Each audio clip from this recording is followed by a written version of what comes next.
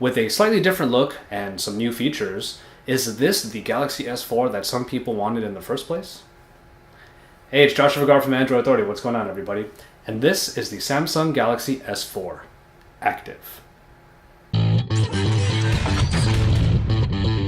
When it comes to general design, you do get shades of the original S4, but there have been many changes. Personally, I'm not a big fan of this blue, but it is nice how you can see it along the very edges when you look at the front. The familiar button layout of the S4 has been strengthened and has a nice meaty feel. Turning the Active around reveals a much different look from the S4.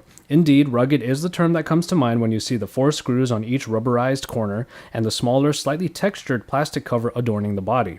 Yes, it is still plastic, but it's a better feeling, thicker, less bendy plastic. Remove the back cover and you get the same access to this removable battery and SD card slots. Just make sure it is really sealed before you go splashing water on it. Obviously, to help the water resistance, there is a cover over the micro USB port. Little plastic covers like this don't always stand the test of time, but it seems sturdy enough. In the hand, you get a heftiness that is very noticeable when compared to the S4. Whereas the light and nimble Galaxy S4 had good balancing, the S4 Active really does feel like a phone you can knock around some.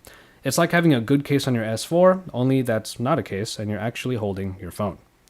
I will be doing a full versus between the Active and the original S4, so comparisons will come there. I will say, though, that I do really prefer the feel of the Active over the S4, and I know that for a lot of people, what they wanted out of the S4 is at least being heavily teased here in the Active. Opting against putting the usual Super AMOLED screen on the S4 Active, you get the less saturated LCD display still capable of 1080p resolution and 441 ppi. It won't throw colors out at you the way that the S4 screen does, but for some people that might actually be a plus. Nonetheless, you get the same kind of performance with a slightly different overall color profile. Admittedly, it doesn't handle contrast quite as well as the Super AMOLED display, but that is far from a deal breaker. It's still a great screen and should prove fun for all media consumption and text viewing.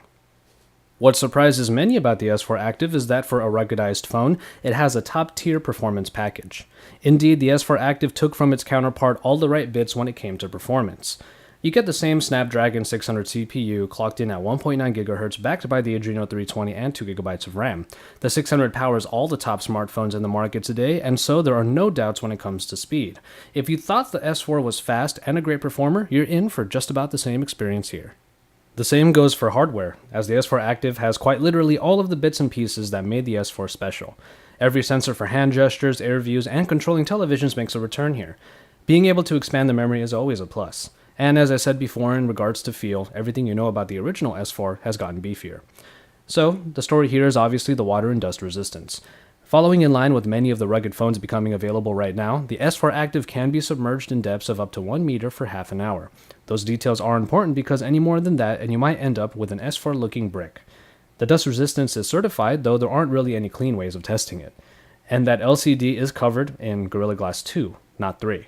It is scratch resistant, but definitely not made for getting knocked around. Don't be fooled. The rugged feel of the phone is great because it's vastly superior than that of the original S4. But hold a real rugged phone in your hand and you'll know that while the S4 Active can withstand the elements, it just can't go charging into them. It's really nice to see that the S4 Active retains the removable battery. While you won't be changing your batteries underwater, please don't do that. Having a spare of the 2600 mAh unit often proves very handy. In my battery tests, the life of the S4 Active's unit pretty much holds up. I didn't find any problems getting through a whole day of normal usage. It might be the LCD screen that is consuming power differently this time around, but rest assured that you'll get everything you need finished before it's time for bed. The camera is really the last of the few places that had to be cut down in the S4 Active. Instead of the 13 megapixel optics of the original S4, you get 8 megapixels here.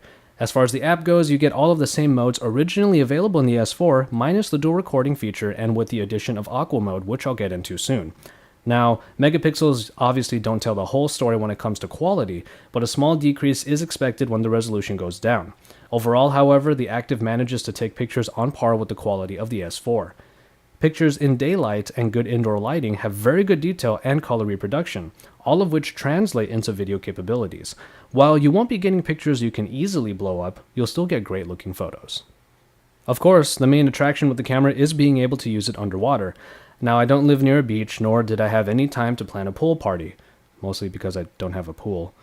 But when you do take a plunge, the aqua mode of the S4 Active kicks in, rendering the touchscreen unusable. When in the camera app, the volume buttons can then be your shutter or record buttons.